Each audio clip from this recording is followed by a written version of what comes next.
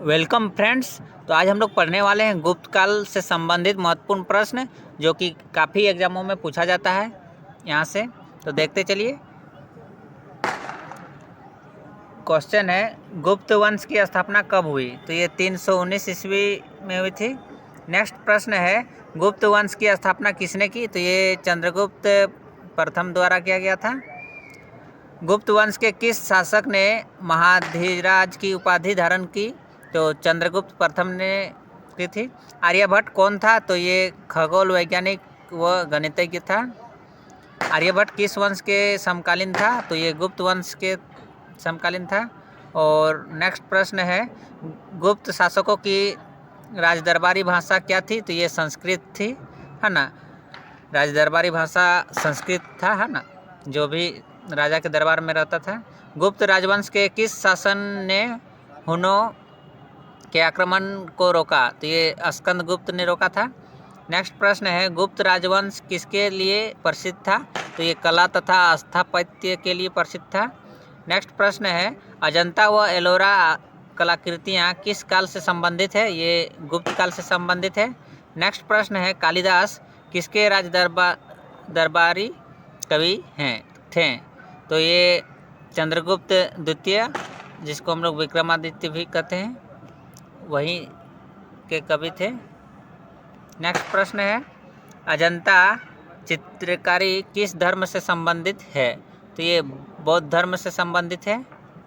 Next प्रश्न है, एरन अभिलेख का संबंध किस शासक से है? तो ये भानुगुप्त से है। नेक्स्ट प्रश्न है, चीनी यात्री फायान किसके शासनकाल में भारत आया? तो ये चंद्रगुप्त द्वितीय के शासनकाल में भारत आया।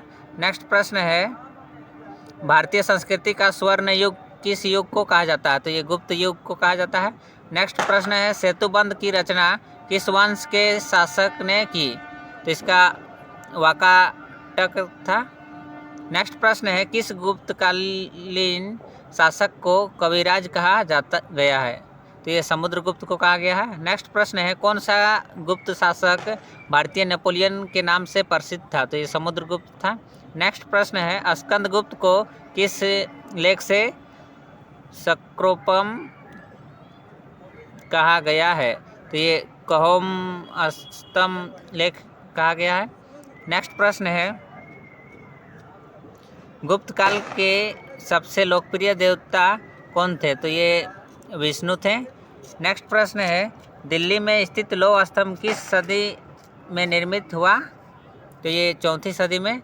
नेक्स्ट प्रश्न है, फाहियान द्वारा लिखित ग्रंथ को फोकुओ की में किसका वर्णन मिलता है? तो ये बौद्ध धर्म के सिद्धांतों का वर्णन मिलता है। नेक्स्ट प्रश्न है, अमरकोश नामक ग्रंथ की रचना किसने की और वे किस शासक से जुड़े थे? तो ये अमर सिंह ने की थी और चंद्रगुप्त द्वितीय से जुड़े थे।